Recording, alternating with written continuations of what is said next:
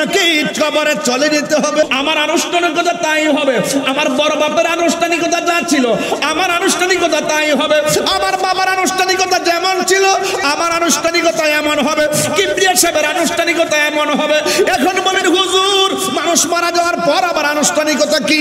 এক নম্বর আনুষ্ঠানিকতা মাইকিং হবে, দুই নম্বর আনুষ্ঠানিকতা বড়ই পাতার জল হবে, তিন গরম জল হবে, তিন নম্বর আনুষ্ঠানিকতা বাজার থেকে কাফনের কাপড় আসবে, চার নম্বর আনুষ্ঠানিকতা মসজিদের খাট আসবে, পাঁচ নম্বর আনুষ্ঠানিকতা জানাজার ময়দানে হাজার হাজার মানুষ লাইন ধরে দাঁড়ায় যাবে। আর ষষ্ঠ নম্বর আনুষ্ঠানিকতা চির বিদায় দেওয়ার জন্য আমার ঘাটটা কাদের মধ্যে নিবে। সপ্তম আনুষ্ঠানিকতা কবরে নামাই দিব। অষ্টম আনুষ্ঠানিকতা বাঁশ গোলা দিয়া চাটাই গোলা দিয়া আমাকে মাটি দিবে। মিনহা খালাকনাকুম ওয়া ফিহা নুঈদুকুম ওয়া মিনহা নুখরিজুকুম তারাতান উখরা। এটাই তো আমার আপনার জীবনের শেষ কথা। আর কিনু কথা? আর কোনো কথা আছে? আর কোনো আওয়াজ আছে? আল্লাহ বলেন সুম্মা ইউমিতুকুম। এই জন্য বলছি এই শব্দটা আমাদের জন্য বড় ভয়ের একটা শব্দ। আমাদেরকে চলে যেতে হবে। এরপরে অনেকে ভাবেন দুনিয়াতে এসেছি আর কি আসবো নাকি, যা খায় খেতে পারি খেয়ে নেই, যা করার করে নি। না ভাই, যা খায় তাই খাইতে পারবে না। ইচ্ছে করলে তুমি হালাল খাও, হারাম খাওয়ার অধিকার নাই। কথা বলেন ঠিক না? বলেন তুমি যা করার করে নাও, হ্যাঁ করতে পারো। তুমি নামাজ পড়তে পারো, ইচ্ছে করলেই তুমি মানুষকে হত্যা করতে পারো না। কথা বলেন ঠিক না ঠিক? এই জন্য যুবক ভাইয়ের আমার সবাইকে বলবো, মা আতাকুমুর রাসূলু ফাখুযুহু ওয়া মা নাহাকুম আনহু ফান্তাহু। যা কিছু কল্যাণকর তা তুমি করতে পারো, বাধা নাই। যা অকল্যাণকর তা তুমি করতে পারো না। যা করণীয় তা যদি করো, আল্লাহর কসম করে বলি, আমার রাসূলকে সাক্ষী রেখে বলি, আপনি যদি আল্লাহর কথা মতো নবীর তরিকা মতো চলতে পারেন, লিখে রাখেন এই রাঙ্গুনিয়ার লালানগর মানুষ, আপনারা লিখে রাখেন হুসনাবাদের মানুষ, লালানগরের মানুষ, রাঙ্গুনিয়ার মানুষ, চট্টগ্রামের মানুষ, আপনি লিখে রাখেন, আপনি যদি নবীর তরিকা মতো চলতে পারেন, নবীর কথা মতো চলতে পারেন, এই লালানগরে আপনার ঘরে আজরাইল আসবে, আসার সময় দরজায় দাঁড়াবে, দাঁড়ায় বলবে আসসালামু আলাইকুম ইয়া হালাল ভাই। যারা বলে কবর থেকে মদিনা পর্যন্ত রাস্তা করে দিবে আর রাঙ্গুনিয়ার কবর থেকে মদিনা দেখবে, আসলে কি বিষয়টা এইরকম নাকি? নবী সশরীরে কবর থাকবে? থাকার ক্ষমতা আছে না নাই? আর জোরে আছে না নাই? আছে না নাই? আমার নবীকে কবরে থাকার ক্ষমতা দিয়েছে কে? আল্লাহ যদি দিয়ে থাকে আমার দাদার কোনো ক্ষতি আছে? আমার বাপের কোনো ক্ষতি আছে? আল্লাহ নিজের ব্যাপারে বলছেন ওয়া নাহানু আকরাবু ইলাইহি মিন হাবলিল ওয়ারিদ। আমার নবীর ব্যাপারে বলছে আন্নাবিয়্যু আউলা বিল মুমিনিনা মিন আনফুসিহিম। জোরে কোন সুবহানাল্লাহ। আমার নবী ইমানদার জানের চাইতার নিকটে হাজির ও নাজির। বুঝো না, মসজিদে ঢোকার সময় আল্লাহুম্মা ইফতাহলি আবওয়াব রাহমাতিক বলার আগে নবীকে সালাম দিতে হবে। জোরে কোন ঠিক না বেঠি? আজকে এই ওয়াজ করলে বলো বেদাতি, আমাদেরকে বলো বেদাতি। আমরা বেদাতি না, আমরা ইবাদত বুঝি। সাবধান বলে দিলাম, তাহিরিকে যাই বলো ছেড়ে দিব, তাহিরি বাবাকে যাই বলো ছেড়ে দিব। আমার নবীর ব্যাপারে যদি আপনার চুল পরিমাণ সন্দেহ থাকে আর তুমি যদি ওই সময় নবীর বিরুদ্ধে কথা বলো, আমি তোমাকে চেনার টাইম নাই। কথা বলেন ঠিক না বেঠে? আমি হুঙ্কার পাওয়ার জন্য ওয়াজ করি না, আপনারা আমাকে বাহাবা দিবেন এই জন্য কথা বলে। দেখেন না গামতেছি, আমি আমার হৃদয় থেকে কথা বলি। দাওয়াতের আশা নয়, আমার নবীর দরকার। ঠিক কিনা বলেন? আমার নবীর দরকার। এই জন্য আমি প্রায় সময় বলি ইয়া রাসূলুল্লাহ ইয়া হাবিবাল্লাহ ইয়া রাসূলুল্লাহ হাবিবাল্লাহ ইয়া রাসূলুল্লাহ। তুমি জীবন, তুমি মরণ, আধার ঘরে তুমি আপন, তুমি জীবন, তুমি মরণ, আধার ঘরে তুমি মোদের পাড়ের তরি, তুমি মোদের পাড়ের তরি,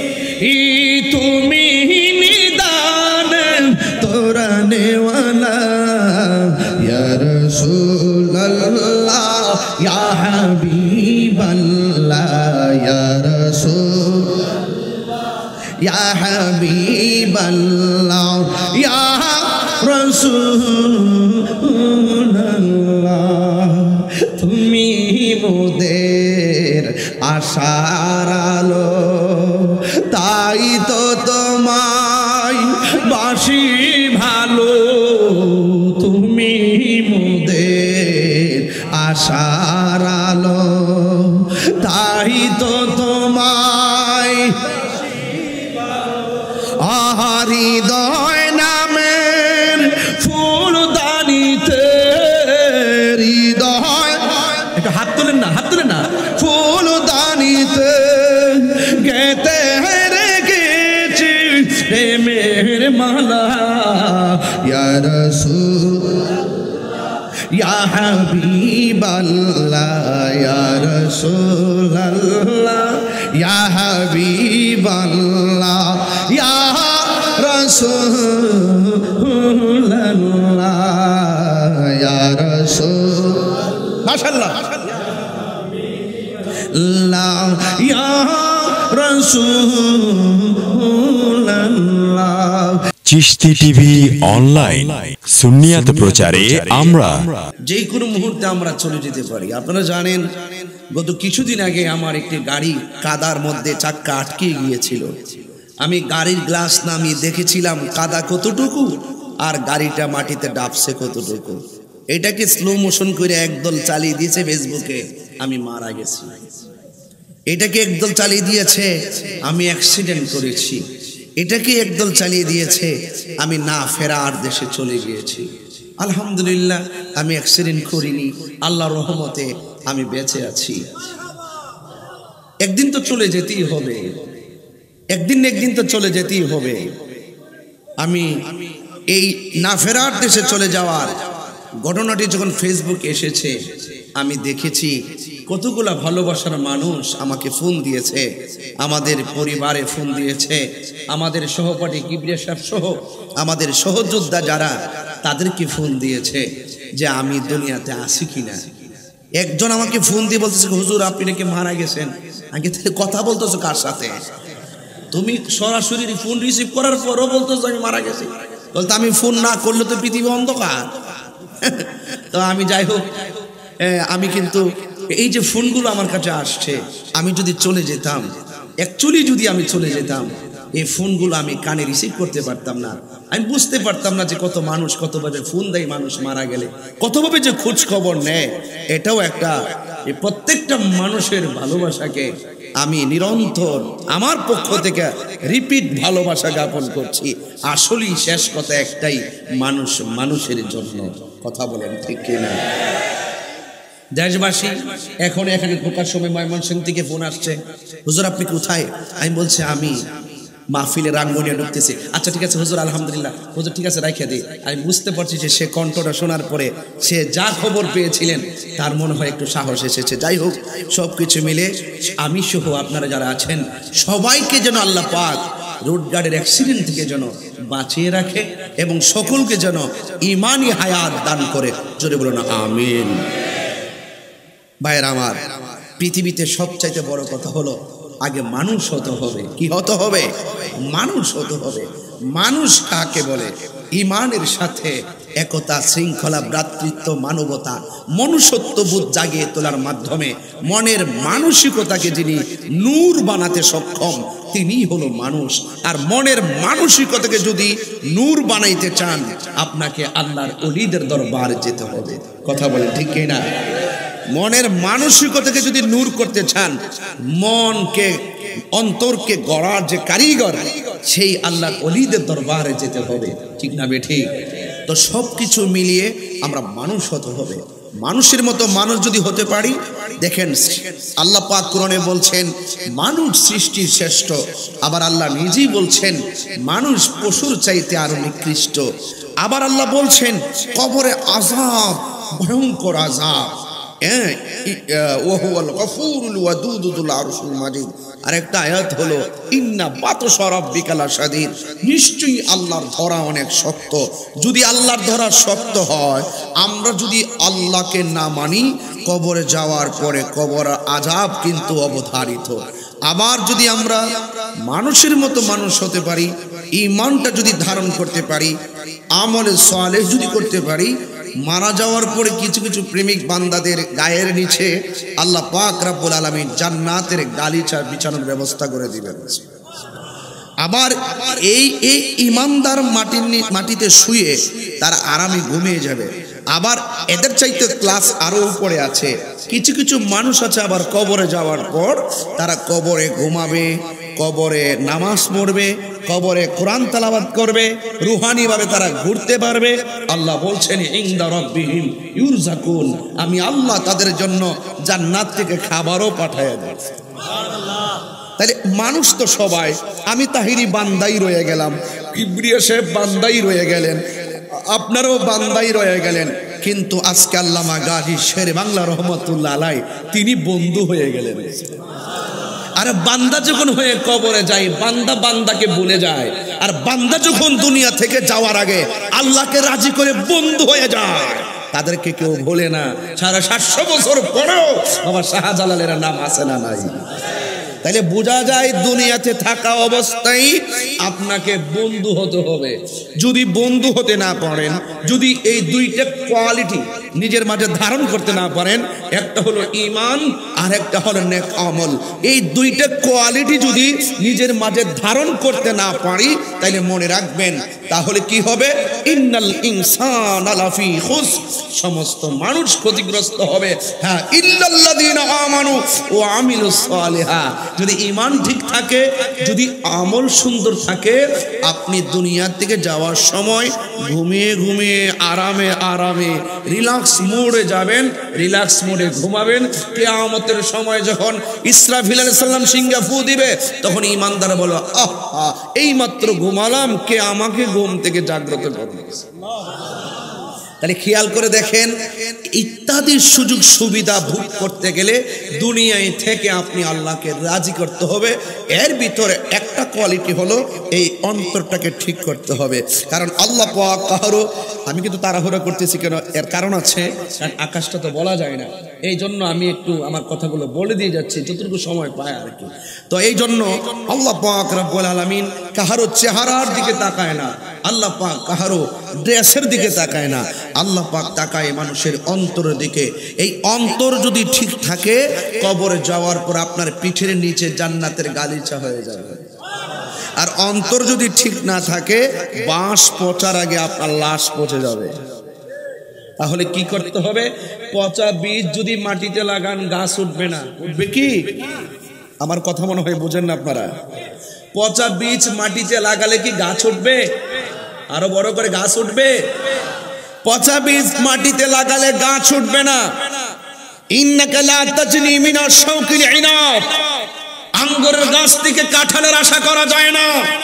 মাটির উপরে থাইকা সুদ খাইয়া, মাটির উপরে থাইকা ঘুষ খাইয়া, মাটির উপরে থাইকা ওলি আল্লাহর বিরুদ্ধে কথা বইলা, মাটির উপরে থাইকা মুস্তাফার শানে, আমার নবীর শানে বিরোধিতা কইরা, মাটির উপরে থাইকা মা বাবার বুকে লাথি মাইরা, মাটির উপরে থাইকা ওলি আল্লাহর সঙ্গে বিদ্বেষ করে, মাটির উপরে থেকে কোরআনের বিরুদ্ধে কথা বলে, মাটির নিচে গিয়ে জান্নাতের আশা করা যায় না।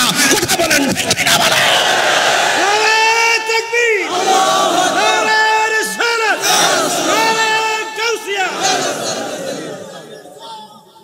পরিষ্কার কথা, যা কিছু করবেন এই পৃথিবীতে থাকা অবস্থায় করে যেতে হবে। কারণ নিঃশ্বাসের কোনো বিশ্বাস, নিঃশ্বাসের কোনো বিশ্বাস, যে কোনো মুহূর্তে আজরাইল চলে আসতে পারে। এখন যদি চলে আসে, আপনি কি জবাব দিবেন? আপনার অনেক কাজ বাকি, অনেক ইবাদতের শূন্যতা, অনেক কাজের শূন্যতা, সব কিছু রেখে আপনাকে চলে যেতে হবে। কথা বলেন ঠিক কি না বলেন? ভাইয়েরা আমার, ভাইয়েরা আমার, কথা পরিষ্কার, কথা পরিষ্কার।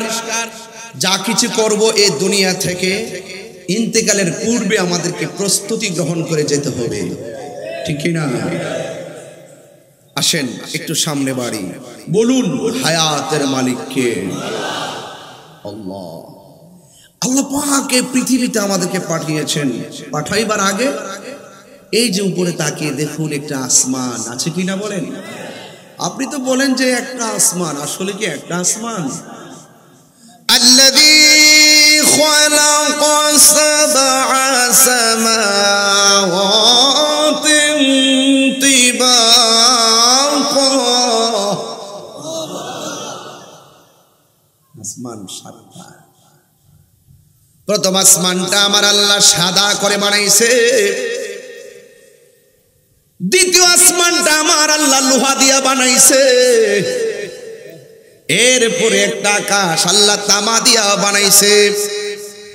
এরপরে একটা আসমান আমার আল্লাহ স্বর্ণ দিয়া বানাইছে। এরপরে আমার আল্লাহ আর একটা আসমান ইয়াকুত পাথর দিয়া বানাইছে। কথা কোন ঠিক কিনা? এত ভারী আসমান, এই ছোট্ট একটা পর্দা টানাইছেন, কয়টা বাঁশের ব্যবস্থা করছেন, কয়টা খুঁটি লাগাইছেন একটু পর্দা টানাইতে যায়। আল্লাহ পাক এত ভারী আসমানটা বানাইছেন, একটা খুঁটির ব্যবহার করেন না। এটার ভিতরে একটা চাঁদ আছে না নাই? সূর্য আছে না নাই? তারকা আছে না নাই? এটা সাত করে বানাইছেন, সুন্দর করে বানাইছেন। আবার নিচে দেখেন জমিন, সাতটা স্তরের জমিন, নিচে পানি আছে না নাই? নিচে সমুদ্র আছে না নাই? আবার কোরআনে আল্লাহ বলছেন সমুদ্রের নিচের ফুটন্ত পানির কসম। আপনি কি মনে করেন ফুটন্ত পানিও আছে? একজন বিজ্ঞানী জন্মর তিনি চিন্তা করলেন যে নিচে গরম পানি, পরীক্ষা লাগালেন, খুঁজে গিয়ে দেখলেন ঠিকই গরম পানি, ফুটন্ত বাষ্প উঠতেছে। সে আর দেরি করে নাই, কালিমা পড়ে মুসলমান হয়ে গেছে। তো সুতরাং নিচে এত মাটি, কত টন মাটি যে আল্লাহ বানাইছেন হিসাব আছে আমাদের কাছে? এত সুন্দর আসমান, উপরে চাঁদ, সূর্য, নিহারিকা, প্লুটো, ছায়াপথ, গ্যালাক্সি, উল্কাপিণ্ড, ধূমকেতু, এত গ্রহ নক্ষত্র আল্লাহ পাক বানায় রাখছেন সব বান্দার কল্যাণে। কিছুদিন আগে একটা মিস কল গেছে, কোনটা জানেন? সূর্যের ভিতরে চাঁদ, চাঁদের ভিতরে সূর্য। অটোমেটিকলি 8ই এপ্রিল আমেরিকাতে একটা রাজ্য দিনের বেলা অটোমেটিকলি কালো হয়ে গেছে। দিনের বেলা গাড়ির লাইট জ্বালায় চলতে হয়েছে। কথা বলেন ঠিক কিনা? এগুলো কিন্তু খুব অশনি সংকেত, বড় বড় দুর্ঘটনা হবে। এগুলো কিন্তু আমাদের জন্য পরীক্ষা যে আল্লাহর কুদরত কত অপরিসীম। গভীর মনোযোগ, আলোচনায় ঢুকে গেলাম। ডানে বামে যাব না, আমি বলতে চেয়েছিলাম উপরে আমার আল্লাহ এত সুন্দর আসমান বানাইলেন, চাঁদ আছে না নাই? চাঁদরা আমার আল্লাহ বানাইছে রাতের বেলা স্নিগ্ধ আলো দিয়ে কোনো রকম চলার জন্য আর ধুলা লাগানোর জন্য। আর ওই দিনের বেলা আল্লাহ রাব্বুল আলামিন ওই আকাশের ভিতরে একটা সূর্য লাগায় দিছে ফল ফলাদি হওয়ার জন্য আর আমরা চলার জন্য। দিনকে বানাইলেন আমার আল্লাহ চলার জন্য, রাতকে বানাইলেন আমার আল্লাহ বিশ্রামের জন্য। এরপরে দুনিয়ার জমিনে আল্লাহ মাটি বানাইছে, মাটির উপর আমরা বসবাস করার জন্য। নিচে জমিন, উপর আসমান। এই আসমান এবং জমিনের সৌন্দর্য হলো আমরা মানুষ যারা রয়েছি, মানুষ। আল্লাহ মানুষ পাঠাবে জমিনে, এই জন্য আমার আল্লাহ আগেই সুন্দর করে আমাদের জন্য সব সেট করে দিয়েছেন। কথা বলেন ঠিক না? সব আল্লাহ সেটিং করে দিয়েছেন।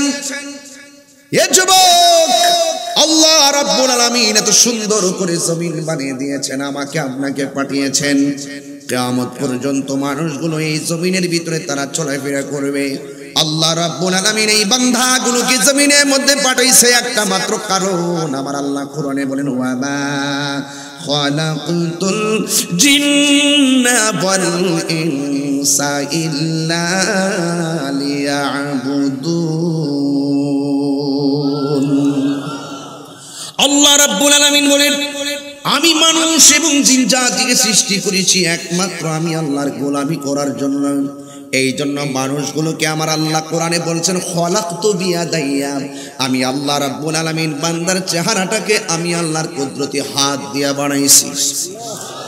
আমার ডানে অনেকগুলা মানুষ, সুন্দর সুন্দর মানুষ, আমার বামে অনেক সুন্দর সুন্দর মানুষ, একটা চেহারার সঙ্গে আরেকটা চেহারা মিলে না, একজনের নাকের সঙ্গে আরেকটা নাক মিলে না, একজনের দুইটা চোখের সঙ্গে আরেকজনের দুইটা চোখ মিলে না, একজনের গায়ের চামড়ার সঙ্গে আরেকজনের চামড়া মিলে না। যদি আমরা ফর্সা মানুষকে ফর্সা বলি, কালো মানুষকে কালো বলি, কিন্তু চামড়ার ভিতরে আমার আল্লাহ যে ভিন্নতা দিয়েছেন, এটার পিছনে কারিগর একজন। জবানটা খুলে বলুন তিনি কে? ওই বান্দার স্ট্রাকচার বানায়া এখানে একটা জবান দিয়েছে, জবান দিয়া জিকির হবে কার? আর এই জায়গার ভিতরে আল্লাহ দুইটা চোখ দিয়েছেন, এই দুইটা চোখ দিয়ে আমরা দুনিয়ার জমিন দেখব, দেখে দেখে আমরা একজনকে গবেষণা করব। আজকেও কিবরিয়া সাহেব একটা স্ট্যাটাস দিয়েছেন, সরিষা নাই সূর্যমুখী ফুলের মাঝখানে। তিনি স্ট্যাটাস দেওয়ার সময় লিখেছেন, তোমার সৃষ্টি যদি এত সুন্দর হয়, না জানি তুমি খোদা কত সুন্দর। তোমার সৃষ্টি যদি এত সুন্দর হয়, নাকি নয় কি? এরকম কি না? তার মানে বোঝা গেল আমি অনেক কিছু দেখার চেষ্টা করি কে কি লেখে। হ্যাঁ, তোমার সৃষ্টি যদি এত সুন্দর হয়, তোমার সৃষ্টি সুর দিয়ে বলি, হ্যাঁ, তোমার সৃষ্টি যদি হয় এত সুন্দর, না জানি তাহলে তুমি কত সুন্দর, কত সুন্দর। সুবহানাল্লাহ বলবেন না? আহা, কত সুন্দর, কত সুন্দর লেখা, কবির ধ্যান ধারণা, কত সুন্দর ব্যাখ্যা করতে হবে, ঠিক কিনা বলেন? আমার যুবক ভাইরা, আল্লাহ রাব্বুল আলামিন মানুষকে দুনিয়ার জমিনে পাঠিয়েছেন। এই জমিনে পাঠানোর পর আল্লাহ রাব্বুল আলামিন আমাদেরকে ইবাদতের জন্য দিক নির্দেশনা দিয়ে দিয়েছেন। এই জায়গার ভিতরে দুইটা চোখ দিয়েছেন, চোখ দিয়ে আমরা সৃষ্টি জগৎ দেখব। ওয়াতাফাক্কারুনা ফি খালকিস সামাওয়াতি ওয়াল আরদ, আসমান এবং জমিনে কি আছে এগুলো দেখে দেখে একজনকে গবেষণা করব। জবান খুলে বলেন তিনি কে? খুঁটি ছাড়া আসমানটা তুমি টানায় রাখলা কেমনে? কাঁঠালের একটা বীজ থেকে গাছ উঠাইলা কেমনে? আবার গাছের ডালডালা থেকে আবার কাঁঠাল বানাইলা কেমনে? আপনারা জবান খুলে বলেন, এর পিছনে রহস্যকারী একজন, এর পিছনে কুদরত আছে একজনের। জবান খুলে বলেন তিনি কে? এত সুন্দর সৃষ্টি। আজ যুবক ভাইয়ার আমার, বেশি দূরে যেতে হবে না, তাহিরির কাছ থেকে তাহিরিকে ব্রাহ্মণবাড়ির দিকে এনে রবকে চিনতে হবে না। তোমার নিজের দিকে তাকালে তুমি নিজে রবকে চিনতে পারবে, আপনি আপনার দিকে তাকালে আপনার রবকে চিনতে পারবে। ছিলাম কোথায়, আসছি কোথায়, যাব কোথায়, আমাকে পাঠিয়েছেন কে, আমি যাব কার কাছে, আমাকে ছেড়ে চলে গিয়েছে যারা, তারা গিয়েছে কোথায়, এগুলো চিন্তা করলেই মান আরাফা নাফসাহু ফাকাদ আরাফা রাব্বাহু। যে নিজেকে নিজে চিনতে পেরেছে সে তার রবকে চিনতে পেরেছে। পরিষ্কার কথা। এই জন্য আমাকে আপনাকে পাঠিয়েছেন। আমি দুনিয়াতে চলছি ফিরছি, খাইছি, ঘুমাচ্ছি, কিন্তু আমাকে একদিন পৃথিবী ছেড়ে চলে যেতে হবে। কারণ আমার শুরুর মালিক যিনি, শেষের মালিকও তিনি। আল্লাহ বলছেন, ইন্নাহু হুয়া ইউবদিউ ওয়া ইউঈদ, নিশ্চয়ই তিনি সে আল্লাহ যিনি আমার শুরুর মালিক, আমার শেষের মালিক। এই জন্য আল্লাহ বলছেন, কাইফা তাকফুরুনা বিল্লাহি ওয়া কুনতুম আমওয়াতান ফাআহইয়াকুম সুম্মা ইউমীতুকুম সুম্মা ইউহয়ীকুম সুম্মা ইলাইহি তুরজাউন। আল্লাহ রাব্বুল আলামিন বলছেন, তোমরা তোমাদের রবকে কিভাবে অস্বীকার করছো? তোমরা তোমাদের রবকে কিভাবে অস্বীকার করছো? হাজার চেষ্টা করলো আমার আল্লাহর সৃষ্টিকে অস্বীকার করা যাবে না। আল্লাহ বলছেন, ফাবি আইনি আলা রাব্বিকুমা তুকাযিবান, তুমি কোন কোন নিয়ামতকে অস্বীকার করবা? অস্বীকার করার কোনো রাস্তা। আল্লাহ বলছেন, তোমরা কিভাবে তোমাদের রবকে অস্বীকার করছো? আল্লাহ বলছেন, তোমরা ছিলে মুর্দা, আমি আল্লাহ তোমাদেরকে জীবন দিয়েছি। এরপরে জীবন দেওয়ার পরে তুমি অনেক কিছু হয়েছো। এরপরে আমি আল্লাহ রাব্বুল আলামিন সব কিছুর মাঝখান দিয়ে এমন একটা থাবা দেওয়াবো, যে এই থাবা দিয়া সব স্তব্ধ করে দিবেন। সেই থাবার নাম হলো মরণ, ঠিক কিনা? এই থাবাটা বড় ভয়ঙ্কর। এই থাবায় কাহারো রক ছিঁড়ে যাবে, এই থাবায় কাহারো হাড্ডি খুলে যাবে, এই থাবায় কাহারোর শরীর থেকে যখন রগটা ডিসকানেক্ট হয়ে যাবে, ওই রগ দিয়া স্যালাইন ঢুকবে না। ওই থাবার মাধ্যমে কাহারো হাড্ডিগুলো খুলে খুলে আলাদা হয়ে যাবে, কোনো সার্জারি দিয়ে এক্সরে করলে ধরা পড়বে না, কেউ ভালো করতে পারবে না। এই জন্য আমার যুবক, ওই থাবার নাম হলো মৃত্যু। এই মৃত্যু বড় কঠিন।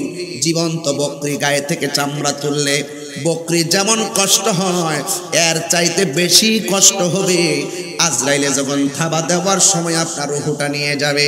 কেউ পায়খানা করে বিছানা বাসায়া দিবে, কেউ প্রস্রাব করে বিছানা বাসায়া দিবে, কেউ চোখ দুইটা খুলে দিবে, আবার কেউ জিহ্বার মধ্যে কামড় দিয়ে ধরবে। পাশে ভাই বসা আছে, পাশে বোন বসা আছে, আপন জনরা সম্পদের ভাগ নেওয়ার জন্য প্রস্তুত, কিন্তু মরণের কষ্টের ভাগ নেওয়ার মতন কোনো বান্ধব নাই। কথা বলেন ঠিক কিনা? নিবে কেউ মৃত্যুর কষ্টের ভাগ নিবে? কেউ নিবে না। আমার উদ্দেশ্য কিন্তু এই ওয়াজ না, জাস্ট ভূমিকায় বলে যাচ্ছি। আমি আর একটু সামনে যাব, এখান থেকে ওয়াজটা না ধরলে ওয়াজের ফিনিশন আসবে না। এই জন্য আমি আমার জীবন থেকে শুরু করলাম বয়ানটা। এরপরে যখন মৃত্যুর সময় আপনার রূহটা নেওয়ার সময় হবে, বেঈমান হয়ে রাঙ্গুনিয়ায় পড়ে থাকলে আপনি বলবেন, আজরাইল আমাকে একটু সময় দাও, আমার একটু নামাজ বাকি আছে, আমার সময় দাও, আমার রোজার বাকি আছে, আমাকে সময় দাও, অনেক ইবাদতের বাকি আছে। কিন্তু আজরাইল বলবে, না না, একটু সময় দেওয়া হবে না, একটা সেকেন্ড দেরি করবে না, যখন সময় হবে আপনাকে চলে যেতে হবে। যেখানে থাকেন না কেন, হয়তো আপনি বিদেশ, না হয় আপনি রাঙ্গুনিয়া, না হয় চট্টগ্রাম টাউনে, যেখানেই থাকেন না কেন, সেখানে আজরাইল আপনার কাছে চলে আসবে। আল্লাহ রাব্বুল আলামিন কোরআনের মধ্যে বলে দিয়েছেন, ওয়ামা তাদরি নাফসুন বিআই আরদিন তামুত। হারিয়ে যাব একদিন আমি, রবনায় ভুবন চিরদিন। বলো, হারিয়ে যাব একদিন আমি, রবনায় ভুবন চিরদিন। ক্ষমা করে দিও তোমরা আমায়, বলো তোমরা আমায়, ভুল করে থাকি যদি কোনো দিন। হারিয়ে যাব একদিন আমি, রবনায় ভুবন চিরদিন। বাঁশি বাগানে বা গোরস্থানে হয়তো দিবে মোরে খবর, তোমরা আমায় যাবে ভুলে, রাখিবে না জানি কোন খবর। বাঁশি বাগানে বা গোরস্থানে হয়তো দিবে মোরে খবর, তোমরা আমায় যাবে ভুলে, রাখিবে না জানি কোন খবর। পড়বে কি মনে আমার কথা, ফেলবে কি অশ্রু কোনো দিন। হারিয়ে যাব একদিন আমি, রবনায় ভুবন চিরদিন। সবাই হারিয়ে যাব রবনায় ভুবন চিরদিন। ক্ষমা করে দিও তোমরা আমায়, বলুন তোমরা আমায়, ভুল করে থাকি যদি কোনো দিন। হারিয়ে যাব রবনায় একটা জবানও বন্ধ রাখবেন না, মায়ার সুরে বলুন আল্লাহু আকবার। আর চিৎকার বের করুন ইয়া রাসূলুল্লাহ। হায়রে রাঙ্গুনিয়ার বাবা, কি দিয়া ওয়াজ বুঝাবো? একটু মাত্র জিন্দা থাকা অবস্থায় একটা ছেলে ভুল কইরা দিয়া দিছে, আমি না ফেরার দেশে চলে গিয়েছি। যদি আসলে সত্য বাস্তব ঘটনা হতো, এই মুহূর্তে রাঙ্গুনিয়া আমাকে আর দেখতেন না। যদি ঘটনাটা বাস্তব হতো, আমি কবর সুখে কিনা দুঃখে আছি কেউ জানতেন না। কথা বল ঠিক কিনা? এটাই নিয়ম। মানুষ চলে যাবে, হাসতে হাসতে চলে যাবে রে বাবা। এই জন্য যুবক ভাইরা দুনিয়াতে থাকেন, আর যতদিনই থাকেন মানুষ চলে যাওয়ার পরে মানুষ মানুষকে ভুলে যায়, মানুষ মানুষকে ভুলে যায়। আপনার জন্য আখিরাতের ক্ষেত্রে কেউ এক ইঞ্চি জায়গা দিবে না। যার যার ইয়া নফসি, আমার কবরে আমি থাকবো, আপনার কবরে আপনি থাকবেন। এই জন্য কারো পিছনে লাগবেন না, নিজের চিন্তা করেন, নিজের কবরে চিন্তা করি। আল্লাহ বলে সুম্মা ইউমীতুকুম, এই শব্দটা বড় কঠিন। আল্লাহ বলে কুল্লু নাফসিন যায়িকাতুল মাউত, তুমি মরতে হবে যে কোনো মুহূর্তে, আমাকে আপনাকে কবরে চলে যেতে হবে। আমার আনুষ্ঠানিকতা তাই হবে, আমার বড় বাপের আনুষ্ঠানিকতা যা ছিল আমার আনুষ্ঠানিকতা তাই হবে, আমার বাবার আনুষ্ঠানিকতা যেমন ছিল আমার আনুষ্ঠানিকতা এমন হবে, কিবরিয়া সাহেবের আনুষ্ঠানিকতা এমন হবে। এখন বলেন হুজুর, মানুষ মারা যাওয়ার পর আবার আনুষ্ঠানিকতা কি? এক নম্বর আনুষ্ঠানিকতা মাইকিং হবে, দুই নম্বর আনুষ্ঠানিকতা বড়ই পাতার জল হবে, তিন গরম জল হবে, তিন নম্বর আনুষ্ঠানিকতা বাজার থেকে কাপড়ের কাপড় আসবে, চার নম্বর আনুষ্ঠানিকতা মসজিদের খাট আসবে, পাঁচ নম্বর আনুষ্ঠানিকতা জানাজার ময়দানে হাজার হাজার মানুষ লাইন ধরে দাঁড়ায় যাবে। আর ষষ্ঠ নম্বর আনুষ্ঠানিকতা চিরবিদায় দেওয়ার জন্য আমার ঘাটটা কাদের মধ্যে নিবে। সপ্তম আনুষ্ঠানিকতা কবরে নামাই দিব। অষ্টম আনুষ্ঠানিকতা বাঁশ গোলা দিয়া চাটাই গোলা দিয়া আমাকে মাটি দিবে। মিনহা খালাকনাকুম ওয়া ফিহা নুঈদুকুম ওয়া মিনহা নুখরিজুকুম তারাতান উখরা। এটাই তো আমার আপনার জীবনের শেষ কথা। আর কিনু কথা, আর কোনো কথা আছে? আর কোনো আওয়াজ আছে? আল্লাহ বলেন সুম্মা ইউমীতুকুম। এই জন্য বলছি, এই শব্দটা আমাদের জন্য বড় ভয়ের একটা শব্দ। আমাদেরকে চলে যেতে হবে। এরপরে অনেকে ভাবেন দুনিয়াতে এসেছি আর কি আসবো নাকি, যা খায় খেতে পারি খেয়ে নেই, যা করার করে নি। না ভাই, যা খায় তাই খাইতে পারবে না। ইচ্ছে করলে তুমি হালাল খাও, হারাম খাওয়ার অধিকার নাই। কথা বলেন ঠিক না? তুমি যা করার করে নাও, হ্যাঁ করতে পারো। তুমি নামাজ পড়তে পারো, ইচ্ছে করলেই তুমি মানুষকে হত্যা করতে পারো না। কথা বলেন ঠিক না ঠিক?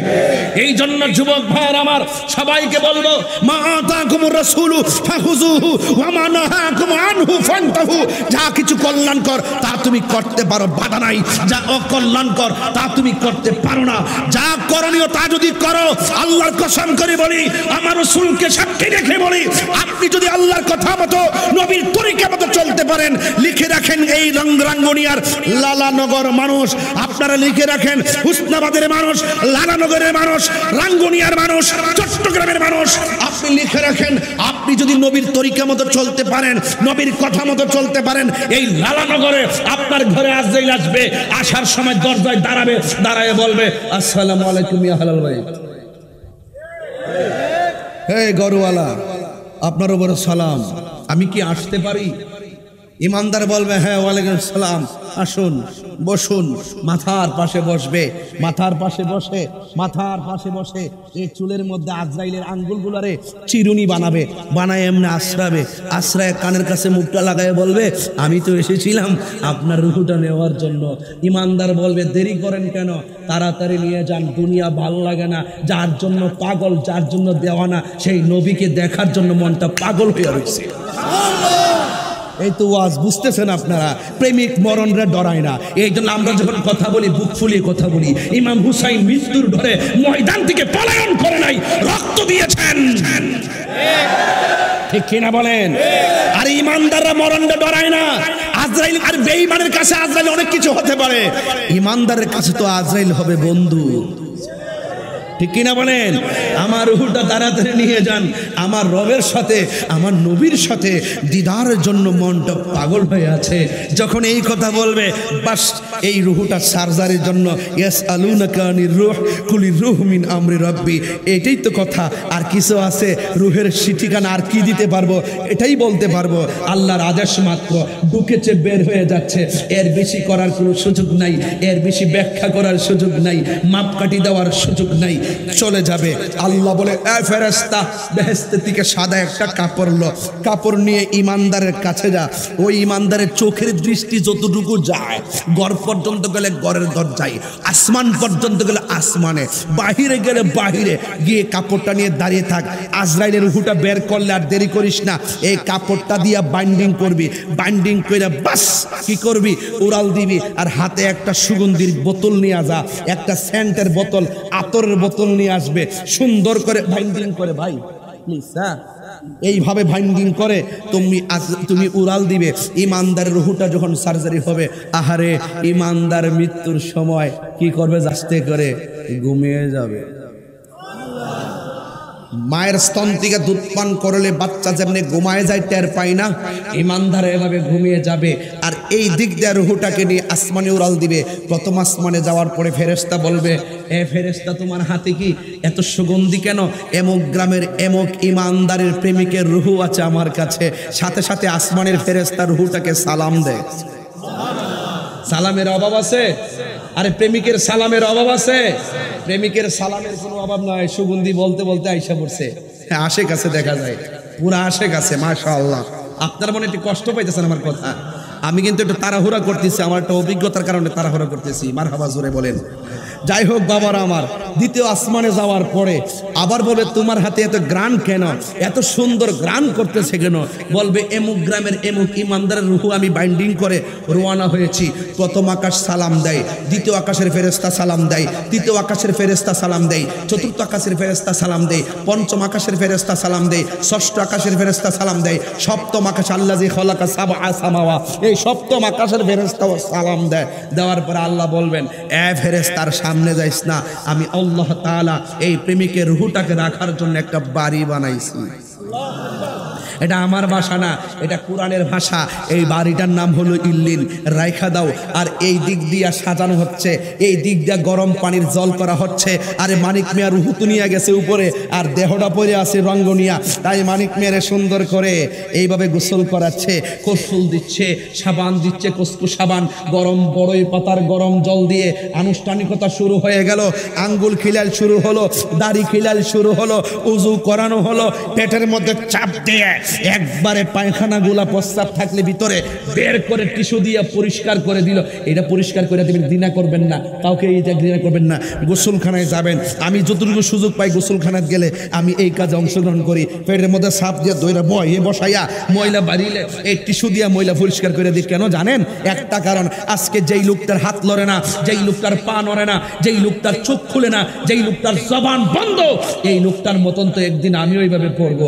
আমি যদি তাকে মায়া করে পরিষ্কার করে দেই, আই নো দ্যাট, আমি এটা জানি যে আমি ইন্তেকাল করলে মানুষ আমাকে মায়া করে পরিষ্কার করে। কথা কি সত্য বলতেছি?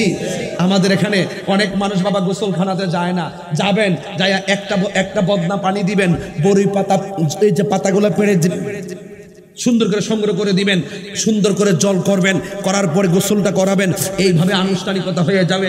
তারপরে গোসল দেওয়ার পরে শরীরটা ভালো করে মুছবে, এরপরে চাদরের ভিতরে রাইখা তার কাফনের কাপড়গুলো সুন্দর করে পরাইয়া, পুরুষ হলে 3 কাপড়, মহিলা হলে 5 কাপড় দিয়া সুন্দর করে 3টা বাঁধন দিয়া, পায়ের নিচে একটা, বুকের উপরে আরেকটা, মাথার উপরে আরেকটা, এই বাঁধন দিয়ে আপনি খাটের মধ্যে শোয়া দিবেন। বাস শোয়া দেওয়ার পরে কাঁধে উঠাইয়া নিয়ে যাওয়া হবে। এই যুবক ভাইরা আমার, ওই দিক দিয়ে মানিক মিয়া রুহু হলে কথা বলছি, মানিক মিয়ার রূহ হলো ইল্লিনে, আর এই দিকটা বডির আনুষ্ঠানিকতা শুরু হয়েছে, তাকে নিয়ে যাবে গুরুস্থানে, এই দেহটারে গুরুস্থানে নিয়ে যাবে। যাওয়ার সময় কত আনুষ্ঠানিকতা চলছে চলছে চলছে চলছে চলছে, নীতি শোয়াবে, উপরে মাটি দিবে, নামানোর সময় বলবে, নামানোর সময় কি বলবে? বিসমিল্লাহি ওয়া আলা, হ্যাঁ কি বলবে? শোনো, এই শোনো, নবীর বিরুদ্ধে কথা বলো না, সাবধান বলে দিলাম, নবীর বিরুদ্ধে কথা বলো না। যে জায়গায় কাহারো ব্যাপারে কথা জিজ্ঞাসা করা হবে না, আমার নবীর ব্যাপারে কথা জিজ্ঞাসা করা হবে। যেই ময়দানে কেউ উঠবে না, সেই ময়দান এসে দিকে আমি পড়ে যাব।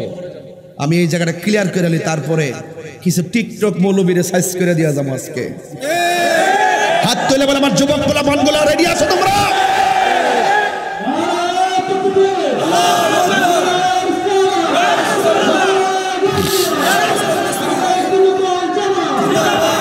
আল্লাহু আকবার জোরে বলেন।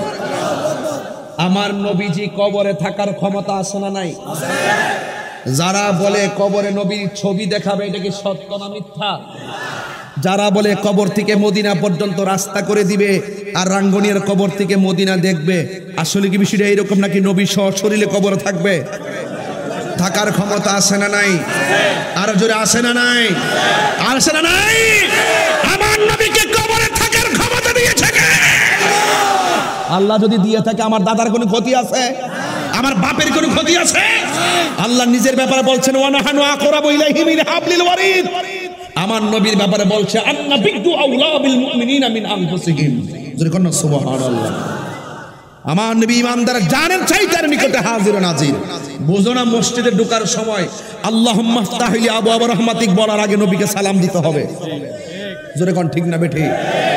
আজকে এই ওয়াজ করলে বলো বেদাতি, আমাদেরকে বলো বেদাতি। আমরা বেদাতি না, আমরা ইবাদত বুঝি। সাবধান বলে দিলাম, তাহিরিকে যাই বলো ছেড়ে দিব, তাহিরি বাবাকে যাই বলো ছেড়ে দিব। আমার নবীর ব্যাপারে যদি আপনার চুল পরিমাণ সন্দেহ থাকে, আর তুমি যদি ওই সময় নবীর বিরুদ্ধে কথা বলো, আমি তোমাকে চেনার টাইম নাই। কথা বলেন ঠিক না বেঠে? আমি হুঙ্কার পাওয়ার জন্য ওয়াজ করি না, আপনার আমাকে বাহাবা দিবেন এই জন্য কথা বলে। দেখেন না গামতেছি, আমি আমার হৃদয় থেকে কথা বলি, দাওয়াতের আশা নয়। আমার নবীর দরকার, ঠিক কিনা বলেন? আমার নবীর দরকার। এই জন্য আমি প্রায় সময় বলি, ইয়া রাসূলুল্লাহ, ইয়া হাবিবাল্লাহ, ইয়া রাসূলুল্লাহ, হাবিবাল্লাহ, ইয়া রাসূলুল্লাহ। তুমি জীবন, তুমি মরণ, আধার ঘরে তুমি আপন, তুমি জীবন, তুমি মরণ, আধার ঘরে তুমি মোদের পাড়ের তরি, তুমি মোদের পাড়ের তরি, তুমি নিদান তোরা নেওয়ালা, ইয়া রাসূলুল্লাহ, ইয়া হাবিবাল্লাহ, ইয়া রাসূলুল্লাহ, ইয়া হাবিবাল্লাহ, ইয়া রাসূলুল্লাহ।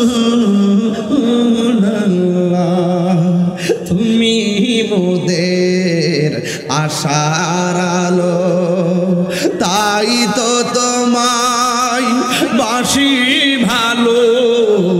তুমি মোদের আশার আলো, তাই তো তোমায় হৃদয় নামের ফুলদানিতে, হৃদয়, একটু হাত তুলেন না, হাত তুলেন না, ফুলদানিতে গেতে রেখেছি প্রেমের মালা, ইয়া রাসূলুল্লাহ, ইয়া হাবিবাল্লাহ, ইয়া রাসূলুল্লাহ, ইয়া হাবিবাল্লাহ, ইয়া রাসূলুল্লাহ ইয়া রাসূল মাশাআল্লাহ লা ইয়া রাসূলুল্লাহ একটা জবানও পাই নাম কি মোহাম্মদ ইদ্রিস মিয়া সুমন সাহেব গজল শুনে আমাকে 500 টাকা বকশিশ দিয়েছেন আর মাঝখান দিয়ে আপনাদের হাত উঠিয়েছিলাম আপনারা কি কষ্ট পেয়েছেন এই নবীর জন্য হাতটা কেটে গেলে কি অসুবিধা আছে আর সাহাবা একরাম তো হাত টান দিয়া ছিঁড়ে ফেলছে যুদ্ধের মাঠে নবীর মহব্বতে কথা বলেন ঠিক কিনা ভাইরা আমার নবীর জন্য জীবন দিব আরেক ভাই দিয়েছেন আজমল কাদের আরেক ফাগলা তিনি দিয়েছেন 200 টাকা বাজান গজল গাইলে যে হাদিয়া পাওয়া যায় এইরকম যদি জানতাম শুরু থেকে শুরু করতাম বস্তা বইরা বাড়িতে লইয়া যাইতাম আমার আওয়াজ জোরে ঘন আরে বাবা যারা আশেকে রাসূল যারা নবীর পাগল তাদের মনে একটা আনন্দ থাকে কথা কোন ঠিক কিনা আচ্ছা বাবাজি আপনার নামটা পুরানা হাফেজ সুলতান মাহমুদ আজকে সভাপতি আচ্ছা আজকে সভাপতি সাহেবকে আমি দইরা কথা বলি আমরা তো আমরা একটা সম্পর্ক ওই যে বুস্টারের দিক দিয়ে হ্যাঁ একটা সম্পর্ক আছে না এই যে এখন সভাপতি দিয়ে বললে তো আপনার কোনো অসুবিধা নাই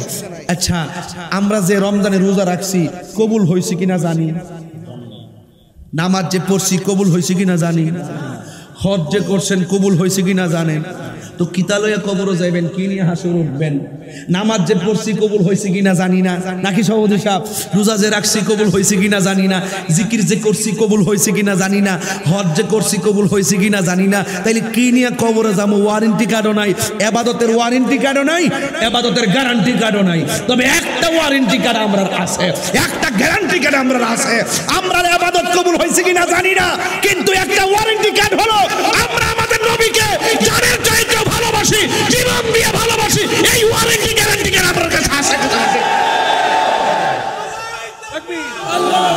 আজকের মাহফিলের পরবর্তী থেকে 1000 টাকা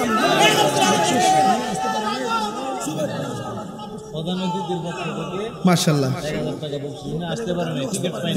প্রধান অতিথির পক্ষ থেকে আমাকে 1000 টাকা বকশিশ দিয়েছেন ইখতিয়ার হোসেন আল কাদরি সাহেব ও গাউসে কমিটির আজমান শাখা সংযুক্ত আরব আমিরাত হ্যাঁ যুগ্ম সাধারণ সম্পাদক তিনি আমাকে দিয়েছেন 1000 টাকা হাদিয়া দিয়ে দোয়া চেয়েছেন আমি দোয়া করতে আচ্ছা থ্যাংক ইউ ও আচ্ছা আজকের মাহফিলে প্রধান অতিথি তিনি আসতে পারেন ফ্ল্যাট মিস হয়ে গিয়েছিল যাক তিনি না আসলো ফ্ল্যাট মিস হয়েছে কিন্তু আমরা ওনাকে হৃদয় থেকে মিস করি কথা কোন ঠিক না বেঠি যাক ফ্লাইট মিস হয়ে যেতে পারে কিন্তু আপনার মধ্যে আমাদের মিস হওয়া থাকবে ইনশাআল্লাহ আল্লাহ যেন ওনাকে আবার আমাদের মাঝে আগামী মাহফিলের জন্য আনে কথা কোন ঠিক না বেঠে আমি ওনাকে আমার পক্ষ থেকে দোয়া দিয়ে দিলাম আপনারা সত্যি মানে বলুন আমরা নবীকে জানার চেয়ে কম ভালোবাসি না বেশি ভালোবাসি কারা কারা বেশি ভালোবাসেন একটু হাত তুলে স্লোগান দেন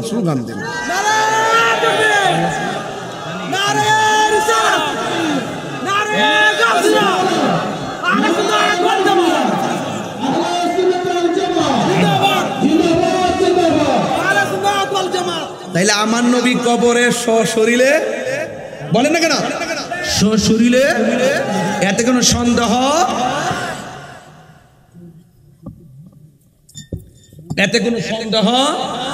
নাই এই বিশ্বাস যদি রাখেন দেখবেন কবরে যাওয়ার পরে সরাসরি নবীকে পাবেন কথা কোন ঠিক কিনা আরেকবার দিয়েছেন হাদিয়া আর হাদিয়া দিয়েন না হ্যাঁ এটা মানুষে দেখলে আবার সমস্যা কিছু লোক আছে না জলে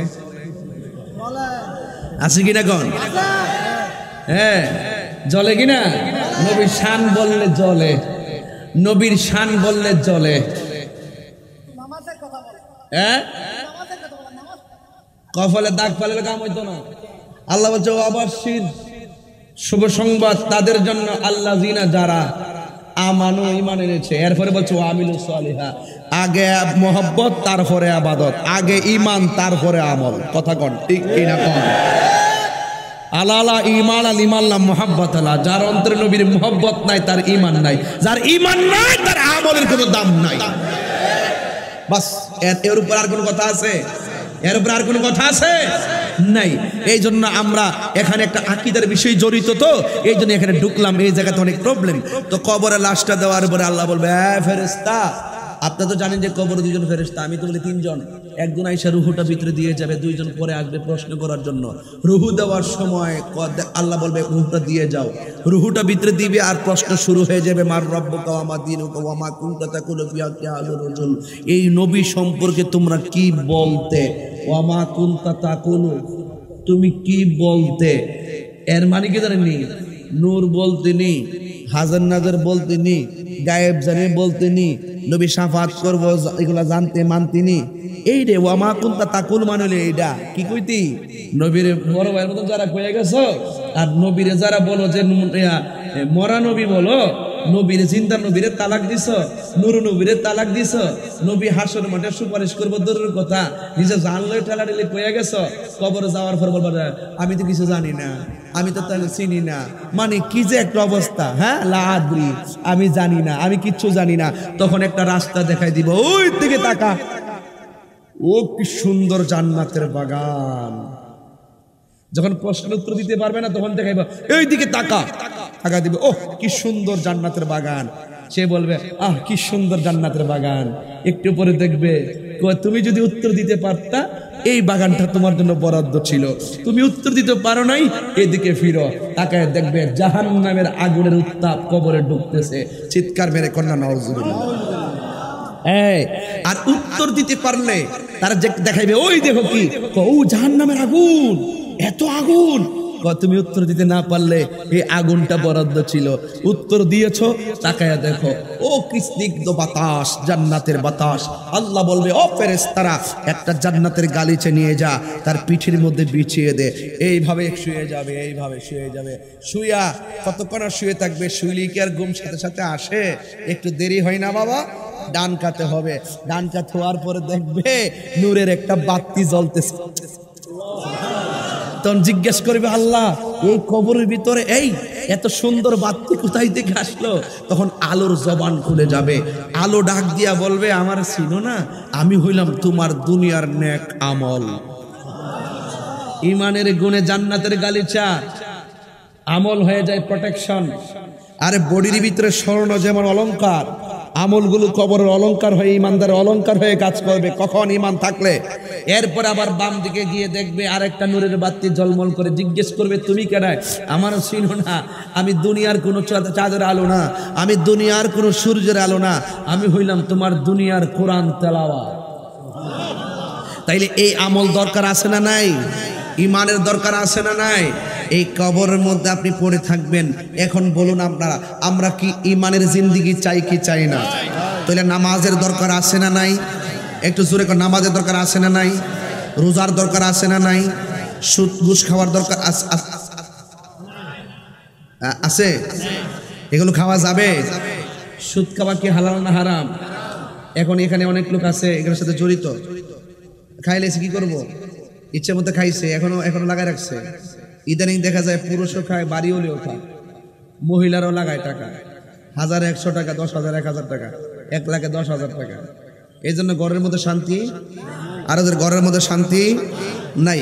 এই জন্য আজকে থেকে ওয়াদা করে ফেলান, হুজুর আজকে থেকে ওয়াদা করলাম আমরা হারাম খাবো, আর ওদের হারাম খাবো। এই জবানে আল্লাহর জিকির চলবে, এই জবানে নবীর শান চলবে, এই জবান দিয়ে আমরা হারাম ঢুকাবো না। এই কবরে পড়ে থাকবেন, কয়দিন পড়ে থাকবেন? বেঈমানদের জন্য অনেক কঠিন হবে, ইমানদারদের জন্য কোনো খবর থাকবে না। বাস এখানে আমি আপনাদের সামনে আয়াত শুরু করে দিলাম। আপনাকে আমাকে এই কবর থেকে উঠিয়ে একটা জায়গা আল্লাহ পাক একত্রিত করবেন, এই জায়গার নাম হলো হাসরের ময়দান। চিৎকার মেরে কোন সুবহানাল্লাহ। আল্লাহ পাক কোরআনে বলছেন, ফাকাইফা ইযা জামা'নাহুম লিয়াউমিল লা রাইবা ফি, ওই দিনটা কেমন হবে যেই দিন আল্লাহ পাক তাদেরকে একত্রিত করবে, যেই দিন সম্পর্কে কোনো সন্দেহ নাই। ওয়া বুফিয়াত কুল্লু নাফসিম মা কাসাবাত, সেই দিন তারা যেই দুনিয়া থাকা অবস্থায় তারা যা যা করেছে সেই তাকে তা প্রতিদান দেওয়া হবে। ওয়াহুম লা ইউজলামুন, এবং তার উপরে কোনো জুলুম করা হবে না। তাকে সে দুনিয়াতে যা করেছে তার হিসাব ময়দানে দেওয়া হবে। ফামাইয়ামাল মিসকালা যাররাতিন খাইরান ইয়ারা ওয়া মাইয়ামাল মিসকালা যাররাতিন শাররান ইয়ারা। ওই ময়দানে মানুষ কিন্তু কাপড়, এই বাবা, এই বাজান, ওই বাজান, বাবাজান আপনি কোথায় যাচ্ছে? তাহিরি কি প্রতিদিন এসে বসে থাকবে? বাবাজান, আমি কি প্রতিদিন আসতে পারবো বাবা? আমি তো আপনাকে দেখলে শান্তি পাই। আপনি চলে গেলে আমি কাকে কোথায় রেখে যাচ্ছেন। আর যদি একান্ত 1 নম্বর সমস্যা হয় যেতে পারে, 2 নম্বর হলে আরেকটা আগে যেতে পারেন। যদি একান্ত কোনো সমস্যা না হয় বাবাজান বসেন, এটা জান্নাতের বাগান বলতেছি।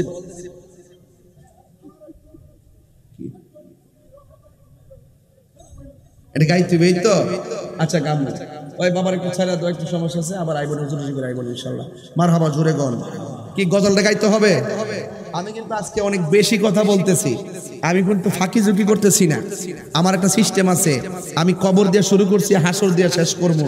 মাঝখান দিয়ে আমার নবীর কিছু, নবীর প্রতি আকীদা কি রাখতে হবে সেটা ক্লিয়ার করে দিয়ে যাব। কথা বলেন, সবাই কি রাজি আছেন? আমার কি আর 15 মিনিট সময় দিবেন ইনশাআল্লাহ? দিবেন তো ইনশাআল্লাহ? অসুবিধা নাই তো ইনশাআল্লাহ? লাস্টে 2টা গজল গেয়ে যাব। আলহামদুলিল্লাহ বলেন। আপনার চিটাগাং আসতে তো নরমাল সুরে গজল গাইলে আপনারা পছন্দ করেন না, খুব টান দিয়ে কইতে হয়। এটা বাজান আমি পারি না, এটা আমার ব্যর্থতা। কষ্ট হচ্ছে? তাহলে বলেন তো, মানুষ উলঙ্গ অবস্থায় যাবে। আয়েশা সিদ্দিকা বলেন, ইয়া রাসূলুল্লাহ, ওই ময়দানে উলঙ্গ অবস্থায় গেলে একজন আরেকজনকে দেখলে এটা কেমন ধরনের লজ্জাকর ময়দান হয়ে যায় না ইয়া রাসূলুল্লাহ? রাসূল বলেন, আয়েশা রে, এই কবর থেকে মানুষ, যার যার জায়গা থেকে মানুষ উলঙ্গ অবস্থায় আসলেও তার গাঁটটাকে বাঁকা করে দেওয়া হবে, সামনে তাকাইবার কোনো সুযোগ পাবে না। এই চোখের সুরমার কাঠিটা যত বড় ঠিক এই পরিমাণ উপরে সূর্য থাকবে, মাথার চান্দিটা উড়ে যাবে, মাথার মগজগুলো বাতের মার যেমনি ছিটে ছিটে পড়ে, তার মাথার মগজগুলো এভাবে ছিটে ছিটে পড়বে। সেই কঠিন মুসিবতে আল্লাহ পাক রব্বুল আলামিন কাহ্হার হয়ে যাবেন। আল্লাহর সামনে কথা বলবে এরকম সাহস কোনো নবীরও হবে না। সমস্ত নবীদের মুখে একটা মাত্র স্লোগান, ইয়া নাফসি বলে কাঁদবেন। আল্লাহ বলছেন কোরআনের আয়াত, আমি তো হাফেজ না তাই দেখে দেখে বলছি, ওয়াবুফিয়াত কুল্লু নাফসিম মা কাসাবাত। সেদিন দুনিয়াতে মানুষ যা যে কিছু করবে তাকে হুবহু তার প্রতিদান দেওয়া হবে। ওয়াহুম লা ইউজলামুন, এবং তার উপরে কোনো জুলুম করা হবে না। শুধুমাত্র তাই নয়, আল্লাহ পাক রব্বুল আলামিন হলেন তিনি আল্লাহু লা ইলাহা ইল্লাহু, আল্লাহ হলো তিনি, যিনি ছাড়া কোনো ইলাহ নাই। তিনি বলছেন, লা ইয়াজমাআন্নাকুম ইলা ইয়াউমিল কিয়ামাতি লা রাইবা ফি। হ্যাঁ, সেই দিন তোমাদেরকে একত্রিত করবে, ওই দিন যেই দিন সম্পর্কে কোনো সন্দেহ নেই। ওয়ামান আসদাকু মিনাল্লাহি হাদিসা, আল্লাহর চাইতে সত্যবাদী আর কে হতে পারে? আল্লাহ তো তিনি, ওয়া হুয়াল্লাযী খালাকাস সামাওয়াতি ওয়াল আরদা বিল হাক্কি। আল্লাহ হলো তিনি, যিনি এই পৃথিবী, আসমান এবং জমিনের মালিক। আসমান এবং জমিনকে তিনি সৃষ্টি করেছেন যথাযথভাবে। ওয়া ইয়াউমা ইয়াকুলু কুন ফায়াকুন, যিনি বলেন কুন ফায়াকুন, হও বললে হয়ে যায়। চিৎকার মেরে কন্না আল্লাহু আকবার। কি হয়ে যাবে? কি হয়ে যাবে? ওয়ালাহুল মুলকু ইয়াউমা ইউনফাকু ফিস সূর। ওই যে ঈসা আলাইহিস সালাম সিংহা ফু দিবেন, তার মুখের মধ্যে সিংহা নিয়ে বসে আছেন। তিনি যখন সিংহা ফু দিবেন, দেওয়ার আগেই তো একটা খেলা শুরু হয়ে যাবে। কেমন তাণ্ডব শুরু হবে? এই জমিনের মধ্যে অনেক পাহাড় আছে, এই পাহাড়গুলো আল্লাহ পাক পেরেক হিসাবে মেরেছেন। কিয়ামতের পূর্বে এই পাহাড়গুলো তোলার মতো উড়ে যাবে। এই পাহাড়গুলো ছিল পেরেক, ওয়াল জিবালা আওতাদা, এই পাহাড়গুলো পেরেক হিসাবে আল্লাহ মেরেছিলেন। কিয়ামতের পূর্বে এই পাহাড়গুলো আকাশে তোলার মতো উড়ে যাবে। ওয়া তাকুরুল জিবালু কাল ইহনিল মানফুস, সেই দিন পাহাড়গুলো তোলার মতো উড়ে যাবে। ইয়াউমা ইয়াকুরুন নাসু কাল ফারাশিল মাবসুস, তিনি ওই যে মানুষগুলো কীটপতঙ্গের মতো উঠতে থাকবে।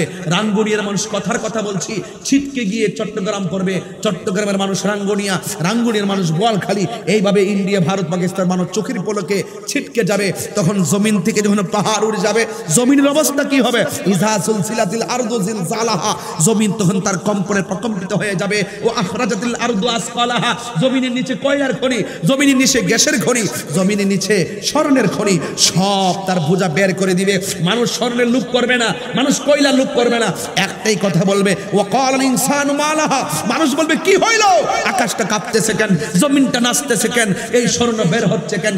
আর রাসূল বলতেছেন ওই সময় কম্পনটা এমন হবে, ওই কম্পনের ভয়াবহতা বোঝাতে গিয়ে রাসূল বলেছেন, মায়ের পেটের ভিতরে সন্তান থাকবে, কেউ 3 মাসের গর্ভবতী, কেউ 8 মাসের গর্ভবতী, কেউ 7 মাসের গর্ভবতী। মাটিটা এমন ভাবে কাঁপতে শুরু করবে, ওই পেট থেকে বাচ্চাটা ডেলিভারি হয়ে মাটিতে রক্তাক্ত হয়ে পড়ে যাবে। 8 মাসের বাচ্চা ডেলিভারি হয়ে যাবে, 7 মাসের বাচ্চা ডেলিভারি হয়ে যাবে। আর মানুষগুলো বলবে কি হইলো কি হইলো, আরে কি হইলো কি হইলো, তুমি কি জানো না এটা হলো সেই এলান কুল্লু মান আলাইহা ফান, আল্লাহ যে বলছে সব ধ্বংস হয়ে যাবে। এই তো ওদের শুরু আর শেষ মিলে গেল। আল্লাহ এত মায়া করে আসমান বানাইলো, আসমানটা ফেটে গেল। ইদা সামাউন ফাতারাত, এই যে আল্লাহ এত সুন্দর করে তারকা বানাইলো। ওয়া ইদাল কাওয়াকিবু তাসরাত, এই তারকা খুলে পড়ে গেল। এত সুন্দর করে জমিনে সাগর বানাইলো। ওয়া ইদাল বিহারু ফুজ্জিরাত, এই জমিন থেকে সুনামি শুরু হয়ে যাবে। কি দিয়ে এত, এই ওয়াজটাই যদি টাইম না করতাম মিনিমাম 40 মিনিট আমার সময় লাগতো। আমি একটা কারণে তাড়াহুড়া করতেছি, সেটা আমি পরে বলবো। এই যুবক ভাইয়ের আমার, এই জমিন থেকে সুনামি শুরু হবে। Young generation amazing figure and fighter যারা আছো, তোমরা মোবাইল আজকে চার্জ দিবা, জাপানের সুনামি, ইন্দোনেশিয়ার সুনামি চার্জ দরবারে দেখবা শান্ত নদীর উপরে হঠাৎ করে একটা ঢেউ উঠে বাড়িঘর লন্ডভন্ড করে দেয়। কিয়ামতের পূর্বে শান্ত জমিন অশান্ত হবে, শান্ত নদী অশান্ত হয়ে যাবে, সবগুলো উড়িয়ে দিবে। বাস ইসরাফিল আলাইহিস সালাম সিঙ্গাফু দিবেন। ওই যে আমার আল্লাহ বলছেন কুল্লু মান আলাইহা ফানি ওয়া ইয়াবকা ওয়াজহু রাব্বিকা যুল জালালি ওয়াল ইকরাম, সব ধ্বংস হয়ে যাবে। যিনি ছিলেন তিনি আছেন, তিনি থাকবেন। জবান খুলে বলুন তিনি কে? পৃথিবীর অবস্থাটা কি হবে?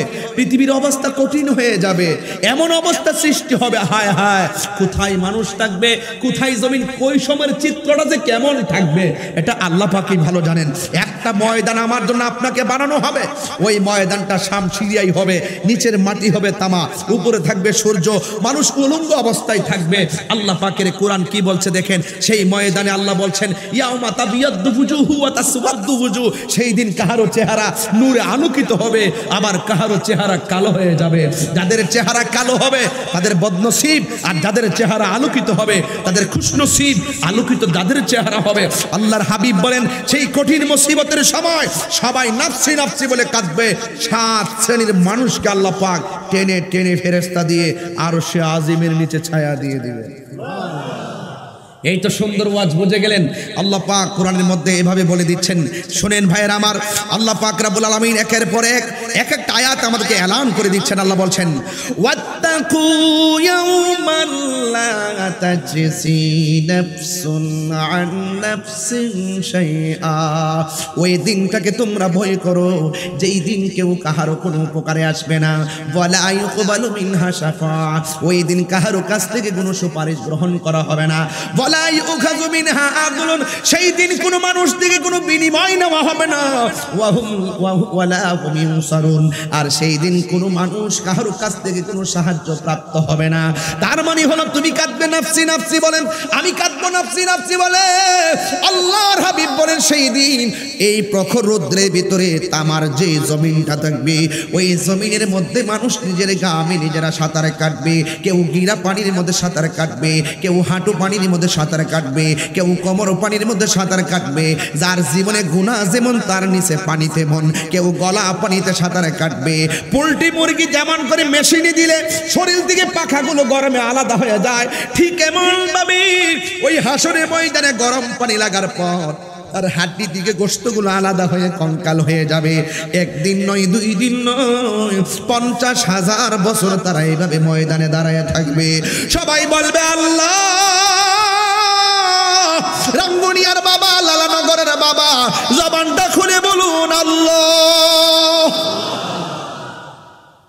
ও আল্লাহ, বিচার কাজটা শুরু করো। আদম নবীর কাছে বলবো, আদমবু একটু বলেন না আল্লাহকে বিচার কাজটা শুরু করতো, হইলে বেহেশতে দুঃখ কিংবা দুজুকে দুঃখ, আর আযাব আমাদের সহ্য হয় না। কোন নবী বলার সাহস পাবে না। যার কথার দ্বারা বিচারের কাজটা শুরু হবে ওই তিনি হলেন আমার নবী, আপনার নবী, রহমাতাল লিল আলামিন। যুবক ভাইরা আমার নবী, আপনার নবী ওই কঠিন ময়দানে যখন বলবেন আল্লাহ আমার উম্মত বিভীষিকাময় প্রান্তরে নিজেরা এত কষ্ট করে আল্লাহ বিচারটা শুরু করুন, তখন আমার আল্লাহ রাব্বুল আলামিন বিচারের কাজটা শুরু করার ফাইলটা হাতে নেবেন। আল্লাহ হবেন হাকিম, আমার নবী হবে সেই দিন উকিল। সুবহানাল্লাহ বলবেন না? আরো জোরে কোন সুবহানাল্লাহ জোরে বলেন না। রহমতে আলম নূরে মুজাসসাম, রহমতে আলম মুজাসসাম সাহাবীরা আতর বানায় ওই নবীজির ঘাম মুবারক সাহাবীরা আতর বানায় চিনো জানো মানো কেমন আমার নবীজি যাহার প্রেমে চন্দ্র সূর্য তারকারাজি বলো চিনো জানো মানো কেমন আমার নবীজি যাহার প্রেমে পাগল চন্দ্র তারকারাজি তোমরা আরো শুনবানি সুন্দর কাহিনী আরো শুনবানি সুন্দর কাহিনী জান্নাতের রুমে রুমে লেখা নবীর নাম জান্নাতের রুমে রুমে লেখা নবীর নাম সবাই রহমতে নবী মুজাসসাম রহমতে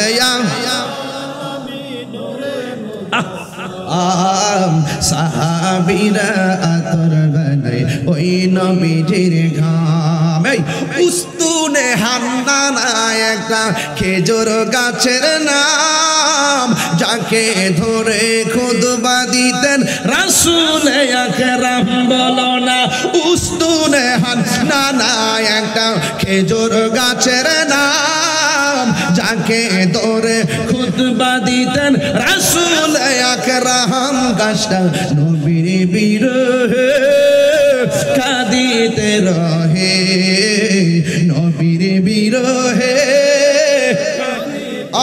রে হত বাখইল যত সাহাবা কেরাম হত বাখইল যত সাহাবা কেরাম পড়ুন রহমতে আলম নবী নূরে মুজাসসাম রহমতে